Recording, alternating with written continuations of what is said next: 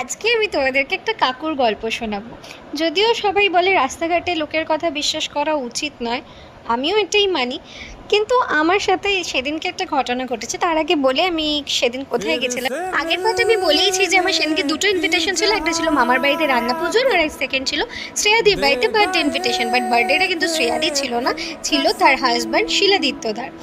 তো সেখানে আমি পৌঁছে যাই, সেই যাওয়ার পথেই অনেক ঘটনা ঘটে। তার আগে বলি, সেদিনকে কিন্তু শ্রেয়াদি দারুণ দারুণ রান্না করেছিল, প্রায় 13-14 রকমের রান্না নিজের হাতে করেছিল। স্যালাড থেকে শুরু করে ডেজার্ট অব্দি সবটা নিজের হাতে বানিয়েছিল। তার ফটো আমি শেয়ার করে দেবো। তো এবার আসা যাক কাকুর কথায়।